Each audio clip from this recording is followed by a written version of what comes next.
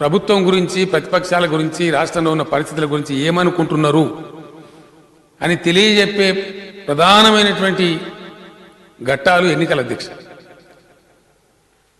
2014లో మా ప్రభుత్వం వచ్చిన తర్వాత అనేక ఎన్నికలు జరిగినాయి. అనేక సందర్భాల్లో అనేక మంది పోటీ చేసినారు, అనేక రకాలుగా జరిగినాయి. ఏ ఒక్క ఎన్నిక కూడా ఈ సభ్యులు గెలవలేదు అధ్యక్ష. కొన్ని సందర్భాల్లో డిపాజిట్ కూడా కోల్పోయినారు. అవి పార్లమెంటు 2 పార్లమెంట్ ఉప ఎన్నికలు కావచ్చు, శాసనసభ ఉప ఎన్నికలు కావచ్చు, జిహెచ్ఎంసీ ఎన్నికలు కావచ్చు, మున్సిపల్ కార్పొరేషన్ల ఎన్నికలు కావచ్చు. చివరికి అచ్చంపేటలో అన్ని పార్టీల అధ్యక్ష సిద్ధాంతాలు కూడా వదిలిపెట్టి అన్ని జెండాలు సమానంగా కట్టుకొని కూడా ప్రచారం చేస్తే అచ్చంపేట మున్సిపాలిటీలో 20 సీట్లు ఉంటే 1 సీటు కూడా గెలవలేదు అధ్యక్ష. ఇట్లా ఓడిపోవటం, ప్రజలు తిరస్కరించడం, దాని మీద అసహన పైకని పెంచుకోవడం, ఒక ఈర్ష్యను పెంచుకోవడం, కక్షను పెంచుకోవడం.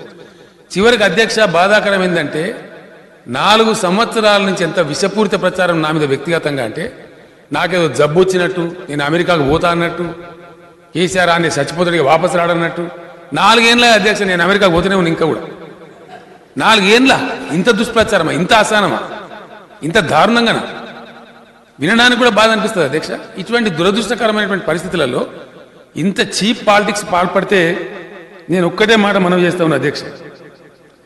6 నూరైనా సరే, ఏది ఏమైనా సరే మేము ప్రజలకు జవాబుదారి. 100% స్పష్టమైన వైఖరి, ప్రభుత్వ వైఖరిని వెల్లడిస్తా ఉన్న అధ్యక్ష. తమ నిర్ణయం తీసుకున్నారు, తమకు ధన్యవాదాలు. సభ కూడా యునానిమస్గా తీర్మానం చేసింది, ధన్యవాదాలు. నేను ఒకటే మాట చెప్తా ఉన్నా అధ్యక్ష. 4 సంవత్సరాల నుంచి శాంతి భద్రతలు బ్రహ్మాండంగా ఉన్నాయి ఈ రాష్ట్రంలో, అద్భుతంగా ఉన్నాయి. ఎక్కడ ఎటువంటి ఇబ్బందులు జరుగుతలేవు, ప్రజలు సంతోషంగా ఉన్నారు, రక్షణ ఉంది, అన్ని వర్గాలకు చక్కగా జరుగుతూ ఉంది. దీన్ని చూసి ఓర్వలేక మేము అరాచకాలు సృష్టిస్తామంటే సభ లోపల కావచ్చు, సభ బయట కావచ్చు అధ్యక్ష, నేను కఠినంగా హెచ్చరిస్తా ఉన్నా. అరాచక శక్తుల పీచ మనసడంలో ఏమాత్రం కూడా ఈ ప్రభుత్వం వెనుకడుగు వేయదు. ఎట్ ఎనీ కాస్ట్ అరాచకత్వాన్ని టాలరేట్ చేసే ప్రశ్న ఉత్పన్నమే కాదు. కమ్ వాట్ మే, వాళ్ళు ఎవరన్నా కావచ్చు కాక. నేరస్తుల విషయంలో కానీ, అరాచక శక్తుల విషయంలో కానీ మేము రాజకీయ నాయకులం అనే ముసుగులో ఇష్టం వచ్చిన అక్రమాలు చేస్తామంటే కానీ సహించడం జరగదు అధ్యక్ష. చట్టాలని, నిబంధనల్ని ఎవరమైనా సరే దాన్ని లోబడి పనిచేయాలి. మంత్రులుగా వెలగబెడుతున్నారు. ఈ రోజు అదనపు లబ్ధి పొందిన 9 మంది శాసనసభ్యుల మీద ఆఫీస్ ఆఫ్ ప్రాఫిట్ కింద ఎన్నికల కమిషనర్ కు, గవర్నర్ గారికి ఫిర్యాదు చేస్తే వాళ్ళు శాసనసభ్యులుగా సభలో కొనసాగుతున్నారు. అంటే చట్టాలను ఉల్లంఘించి, నియమ నిబంధనలు ఉల్లంఘించి పార్టీలు ఫిరాయించిన వాళ్ళు మంత్రులుగా కొనసాగుతున్నారు.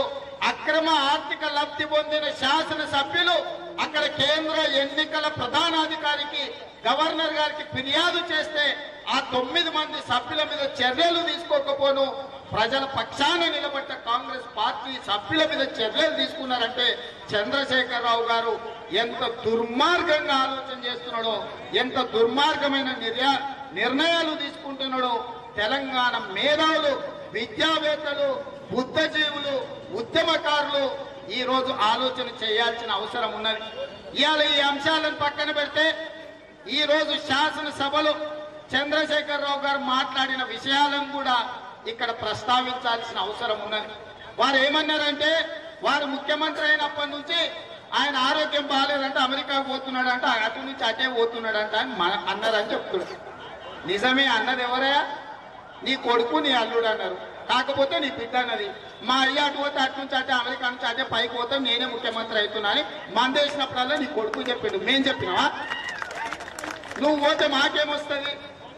నువ్వు పోతే నీ కొడుకు అవుతాడు, వాడు కాకపోతే నీ అల్లుడు అవుతాడు, వీళ్ళిద్దరు కాకపోతే నీ బిడ్డ అవుతాడు. లేకపోతే ఇప్పుడు 5వ బయలుదేరాడు, వాడొకడు పక్క నుంచి తోకలాగా వాడైతాడు. నువ్వు పోతే మాకేమొస్తుంది? ఒక్కసారి ఆలోచన చేయండి తెలంగాణ సమాజం. కేసీఆర్ ఆరోగ్యం బాగాలేదన్న సంగతి మనకెట్లా తెలుస్తుంది?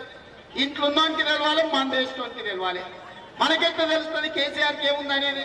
ఇవాళ ఆయన సిగ్గు లేకుండా చెప్తున్నాడు, 4 ఏళ్ళ నుంచి నేను పోతా అమెరికా పోతా, అటు నుంచి అటే పోతా అని ఓ ప్రచారం చేస్తున్నారు. నేను అడుగుతున్నా, నీకు ధైర్యం ఉంటే దీని మీద. ఏంటండి, వీడియో నచ్చిందా? అయితే ఓ లైక్ వేసుకోండి, లేదంటే ఓ కామెంట్ చేయండి. ఎప్పటికప్పుడు మా వీడియోస్ చూడాలంటే సబ్స్క్రైబ్ చేసుకోండి.